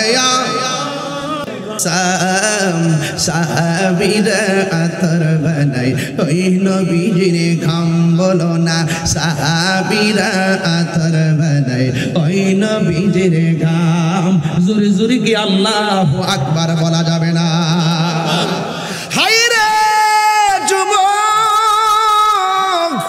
ও লালানগরের বাবা নবী বলছেন বিচার শুরু হয়ে গেল সব বান্দাগুলো উম্মত নফসি নফসি বলে কাঁদবে আদম নবী বলবে নফসি নফসি ইব্রাহিম নবী বলবে নফসি নফসি ইউনূস নবী বলবে নফসি নফসি সব নবীগণ নফসি নফসি একমাত্র আমার নবী আপনার নবীর বেলায় ভিন্ন ঈসা নবীর কাছে যাইয়া বলবো নবী গো আপনি আমাদেরকে সুপারিশ করেন না তিনি বলবেন আমি পারবো না যদি আমি না পারি একটা রাস্তা দেখাইয়া দিতাম পারি ওই যে একটা রাস্তা দেখা যায় ওই রাস্তা দিয়ে তোমরা সামনে যাও সামনে যাইয়া দেখবে একটা সিংহাসন রয়েছে যেই সিংহাসনের নামটা আমরা আজানের দোয়ায় পড়ে থাকি আল্লাহুম্মা রাব্বা হাযিহি দাওয়াতি তাম্মা ওয়াস সালাতিল কাইমা আতি মুহাম্মাদিল ওয়াসিলাতা ওয়াল ফাদিলা ওয়াদ দারাজাতার রাফিআ ওয়া বা'আসহু মাকামান মাহমুদা ওই যে একটা সিংহাসন দেখা যাবে ওই সিংহাসনের নাম হলো মাকামে মাহমুদ যেই মাকামে মাহমুদটা আমার নবীকে আল্লাহ দান করেছেন সুন্নাতামান কদ আরসালনা ক্বাবলাকা মির রাসূলিনা ওয়ালা তাজিদু লিসুন্নাতিনা তাহবিলা আকিমিস সালাতা লিদুলুকি শামসি ইলা ওয়াসাকিল লাইলি ওয়া কুরআনাল ফাজর ইন্না কুরআনাল ফাজরি কানা মাশহুদা ওয়া মিনাল লাইলি ফাতাহাজ্জাদ বিহি নাফিলাতাল লাকা আসা আসা আইয়াবাসাকা রাব্বুকা মাকামান মাহমুদা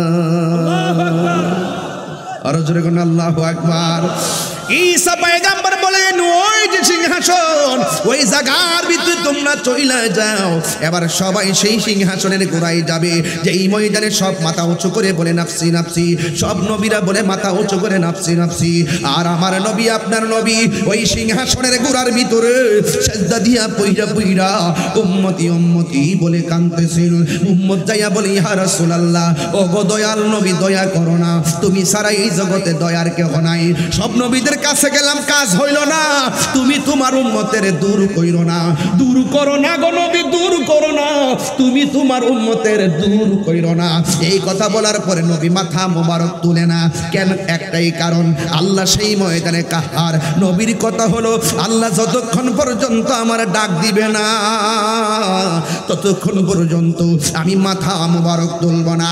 যেই উম্মতের জন্য নবী দুনিয়াতে আসার আগেও কাঁদেছেন, যেই উম্মতের জন্য নবী মা রেহেম দিকে দুনিয়াতে আইসা উম্মতের জন্য কেঁদেছেন, যেই উম্মতের জন্য পাথরের আঘাত খাইয়া রক্ত মোবারক জড়াইয়া উম্মতের জন্য কেঁদেছেন, মেরাজে যাওয়ার সময় উম্মতের জন্য কেঁদেছেন। আল্লাহু আকবার কান্না কেন? যেই নবী এখনো রওজা মুবারকে উম্মতি উম্মতি বলে কান্দে, ওই নবী হাসরের ময়দানে কান্দে। যেই উম্মত আমার নবীর কাছে যাইয়া বলবেন, নবী গো আপনার উম্মত আপনার কাছে আসছে, মেহেরবানি করে একটু সুপারিশ করেন না। নবী আমার মাথা মুবারক তোলেন না। আল্লাহ যখন দেখলেন নবী মাথা মুবারক তোলে না, আল্লাহ কাহার থেকে রহমান হয়ে গেছে। আল্লাহ ডাক দিয়া কয়, ইয়া মুহাম্মদ, বুখারী শরীফ 2য় খণ্ড কিতাবুল আম্বিয়া লেখা আছে, দেখেন এই ঘটনাটা। ইয়া মুহাম্মদ আরফা রাসাকা ওয়াসালতু তাওয়াসফাতু শাফা, ইয়া রাসূলুল্লাহ আপনার মাথা মুবারকটা তুলুন। আর জোরে কোন সুবহানাল্লাহ, আর বড় করে কোন আল্লাহু আকবার। ইয়া রাসূলুল্লাহ, নবী গো আপনার মাথা মোবারকটা তুলুন, আপনি আমার কাছে চান আমি আপনাকে দিব, আপনি যার জন্য সুপারিশ করবেন আমি আপনার জন্য আপনার সুপারিশ কবুল করব। এই জন্যই তো হযরতে আনাস রাদিয়াল্লাহু তাআলা আনহু আমার নবীরে প্রশ্ন করছিলেন, ইয়া রাসূলুল্লাহ হাসরের ময়দানে তো কঠিন, আপনি আমার জন্য সুপারিশ করবেন নি? আমার নবী বললেন, হ্যাঁ আমি সুপারিশ করব। এবার আনাস রাদিয়াল্লাহু তাআলা আনহু আমার নবীরে বললেন, ইয়া রাসূলুল্লাহ নবী গো আপনাকে সেই কঠিন মুসিবতে কোথায় পাবো? আমার নবী বলে, তুমি আমাকে ওই রাস্তাটাই পাবে যেই রাস্তাটা প্রতিষ্ঠিত হবে জাহান্নামের উপরে, যেই জায়গার নাম হলো ফুলসিরাত, তুমি আমাকে ফুলসিরাতের গোড়ায় পাবে। এবার আনাস রাদিয়াল্লাহু তাআলা আনহু বলেন, ইয়া রাসূলুল্লাহ ফা ইনলাম আলকাকা, ইয়া রাসূলুল্লাহ ওই জায়গার ভিতরে যদি আপনাকে না পাই, আমার নবী বলে তুমি আমাকে হাউজে কাউসারে গোড়ায় পাবা। ফা ইনলাম আলকাকা ইয়া রাসূলুল্লাহ ওই জায়গায় যদি আপনারা না পায়, তাইলে তুমি আমাকে মিজানের গোড়ার মধ্যে পাবে।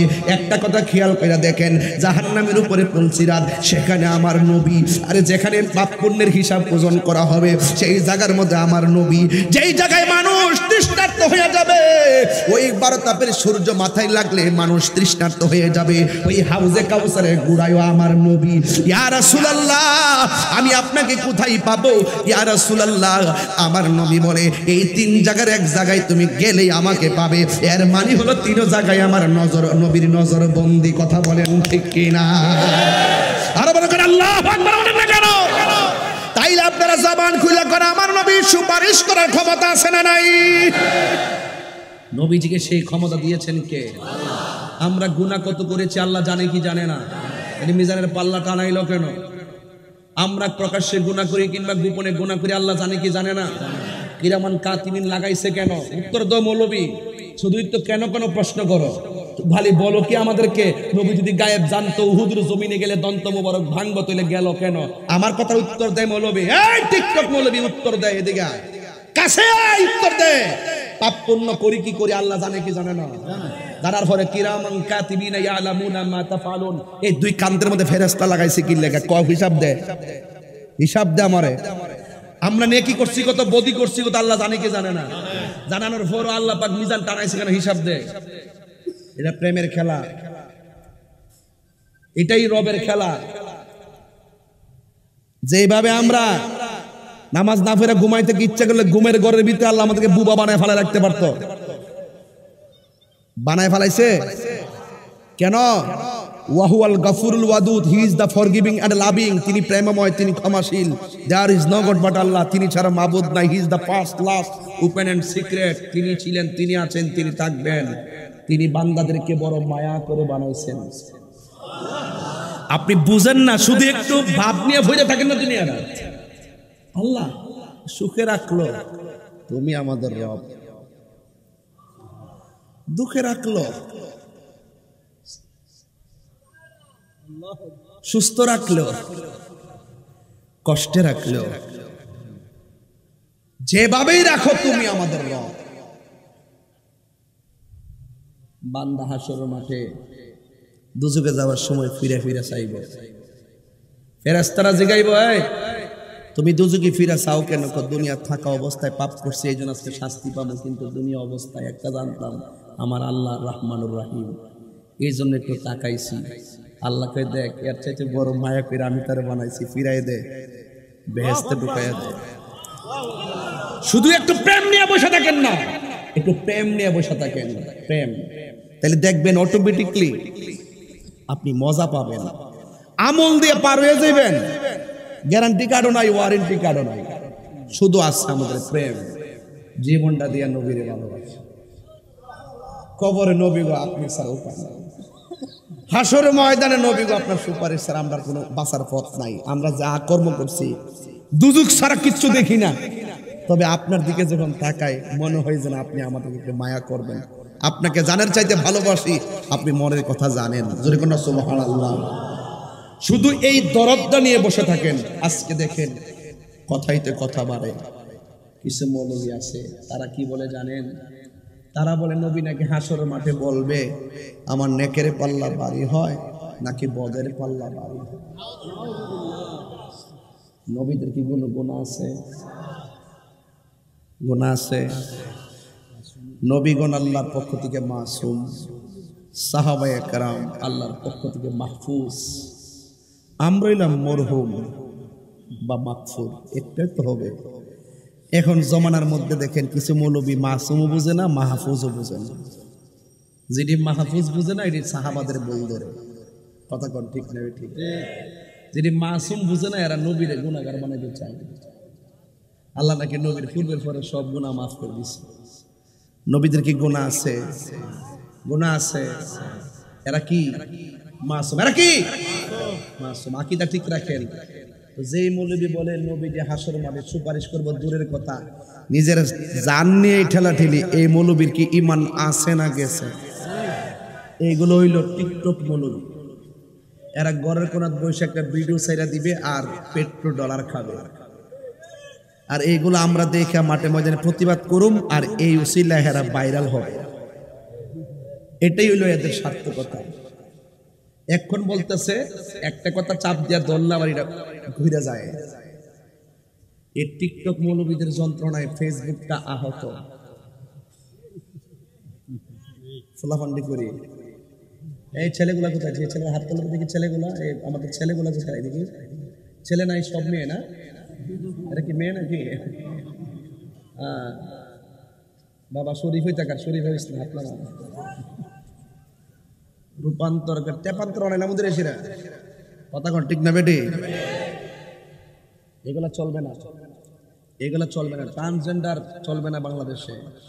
এই কাহিনীর আলোচনা যে করবে তার বিরুদ্ধে অ্যাকশন শুরু হবে, কথা কোন ঠিক না বেটি?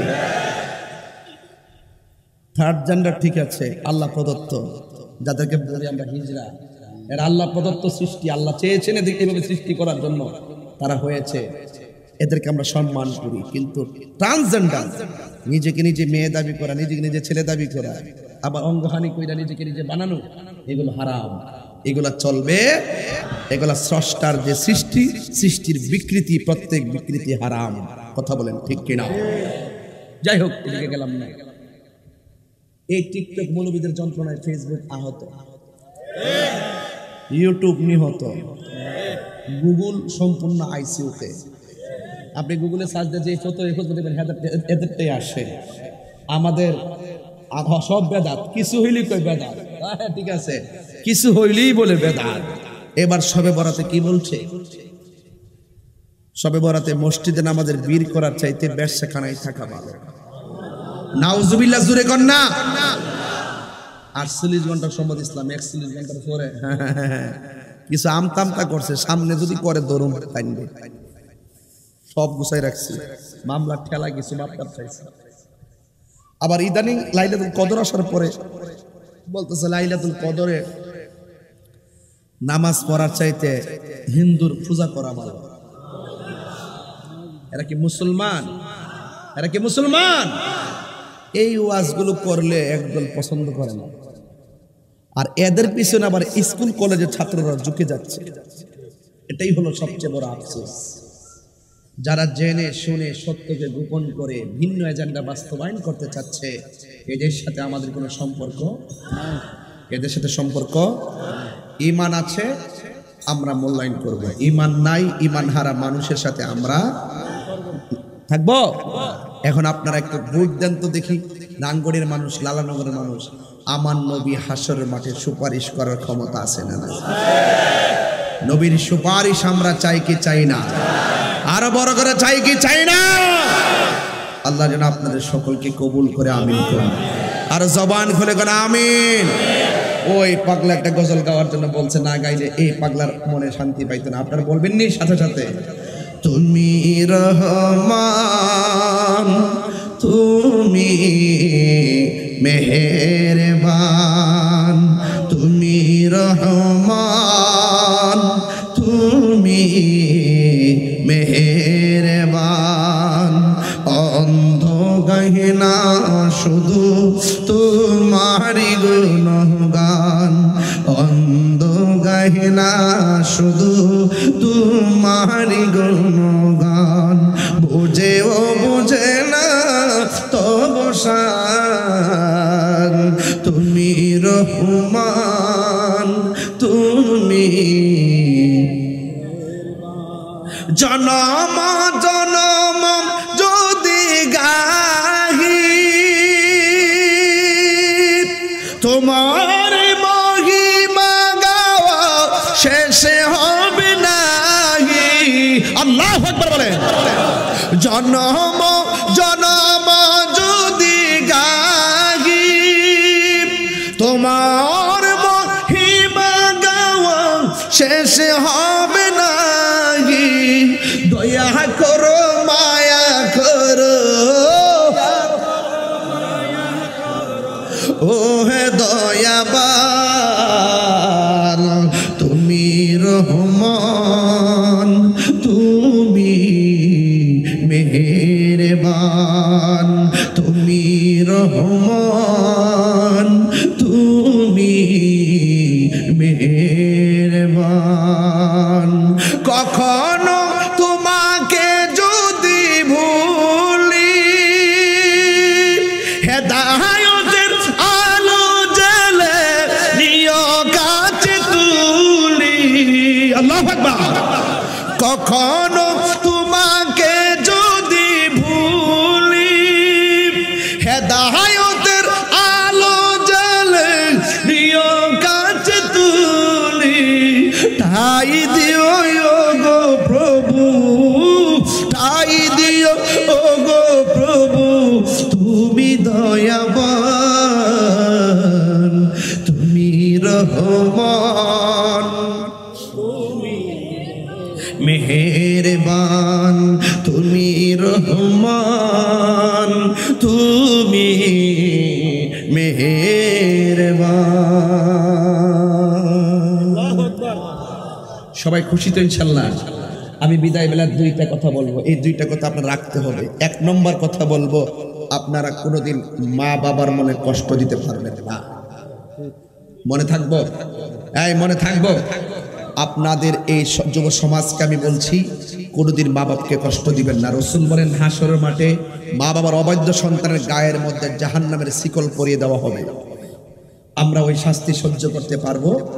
দুনিয়াতে থাকতে আমরা মাকে সন্তুষ্ট করে একজনকে রাজি করব, তিনি কে?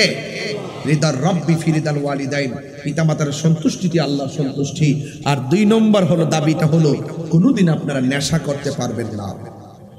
নেশা করবেন? আমরা নেশা করব না। আর মা বাবার মানে আজকে যদি মা বাপ কবরে থাকে, আগামীকাল মা বাবার কবর জিয়ারত করবেন। এই যে মুরব্বী বাপটা বসে রয়েছে পাল্লার মধ্যে ধাক্কা দিয়া, এই মুরব্বী বাবাগুলো সন্তান করতে করতে গায়ের রক্ত পানি ফিরে পালাইছে। এই মুরব্বীটার কলিজা টুকরা টুকরা হয়ে যায় যখন বুড়া কালে, যখন সন্তান থেকে বাবাটা অবমূল্যায়ন হয়। সন্তান থেকে বাবা যখন অবমূল্যায়ন হয়, তখন বাপটা দুঃখ বলার আর কোনো জায়গা থাকে না। এই জন্য আমরা মা বাবাকে কষ্ট দিব না। আর আহলে বায়েতকে অন্তর থেকে ভালোবাসবেন, আহলে বায়েতকে আহলে বায়াতকে ভালোবাসবেন। আমরা আহলে বায়াতকে মাথার তাজ মনে করি। কথা বলেন ঠিক না বেঠিক? আহলে বায়াত এখানে, সাহাবায়ে কেরাম এখানে। যদি কোনো সুবহানাল্লাহ, আল্লাহ যেন কবুল করবেন, আমিন।